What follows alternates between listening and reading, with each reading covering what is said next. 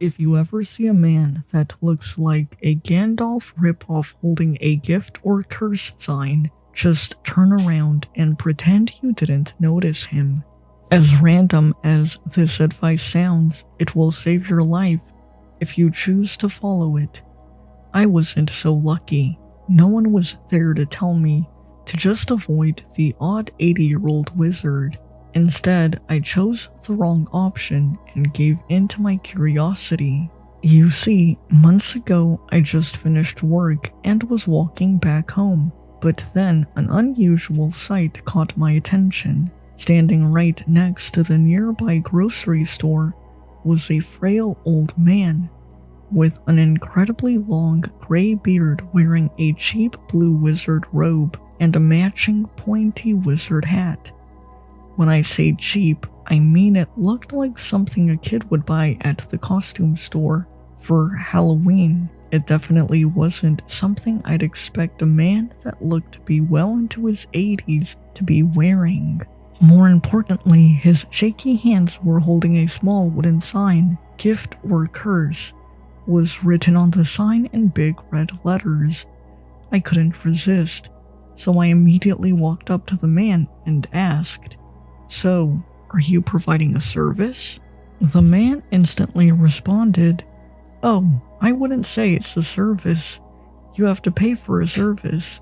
What I'm offering is free," he said with a cheerful tone. "All right, I'm interested. Tell me more," I said, genuinely curious. The man put the sign down and calmly said, "What I'm offering is a game. You can choose to play it or you can just walk away. Naturally, if you decide to give it a shot and play the game, you will either win or lose.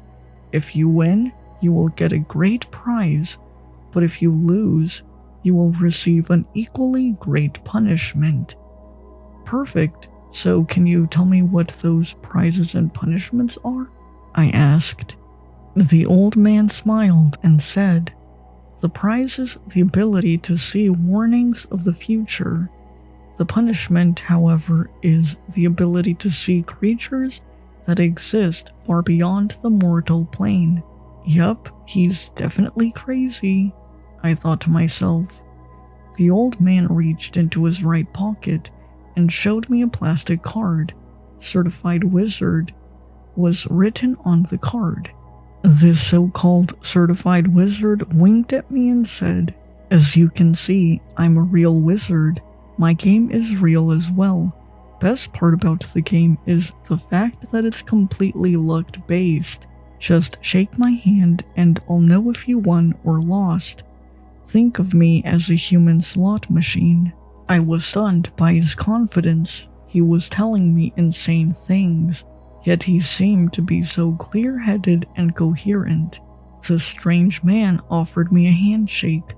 Curiosity got the better of me, so I accepted it. His grip was surprisingly strong, but he almost immediately let go of my hand. Calmly, he said, "It's done. Now you can figure out if you're a winner or a loser." Before I could even think of an acceptable response, he quickly grabbed the sign from the ground and walked away. As soon as I blinked, he was gone. I didn't know what to think. Was I just too tired after a long day? So I hallucinated a wizard out of sheer exhaustion? I wish that was the case. Instead, I quickly realized what happened was indisputably real. Even worse, I thought I lost the game. I decided to ignore the whole experience and just go home. But for some unknown reason, I had an urge to look behind me. I turned around. About 10 feet behind me was an odd creature.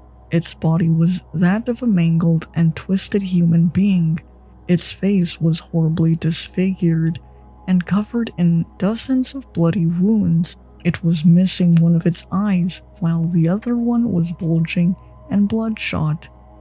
The creature's jaw looked like it was shattered by a sledgehammer. Blood was dripping from its scarred mouth. Its tongue was hanging out of it like a dead earthworm. The creature just stood there, frozen in place, staring at me with its barely functional eye. I almost vomited as soon as I saw it, so I quickly averted my gaze. Based on the reactions of the people around me, I was the only person capable of seeing the creature. Days passed after this incident. The creature would appear randomly when I least expected it. Sometimes I would see it in the mirror, standing right next to me, but more commonly, I'd seen it in the corner of the room, just standing there and staring at me like it always does. The creature, even though harmless on paper, was destroying my mental state. I couldn't even sleep without seeing it in my nightmares. My last encounter with the creature was the most meaningful one. It was an average day like any other. I was just about to cross the street, but before I could do that, I received all the too familiar urge to look behind my back. As soon as I did, I unsurprisingly saw the creature once again, which in turn caused me to walk away as fast as I could, completely disregarding the fact that I was crossing the street at a red light. I don't even remember the car that hit me or how painful the hit itself was, but I do remember waking up in the hospital feeling like every inch of my body went through a meat grinder. Later on, the doctor explained to me that I was lucky to be alive. The truck that hit me has left my body in an almost unrepairable state. It would be easier for me to list the parts of my body that aren't fractured, because there's very few of them left. As soon as the doctor let me take a good look at myself in the mirror, the only eye I had left twitched, as I slowly realized that I didn't lose in the wizard's game after all.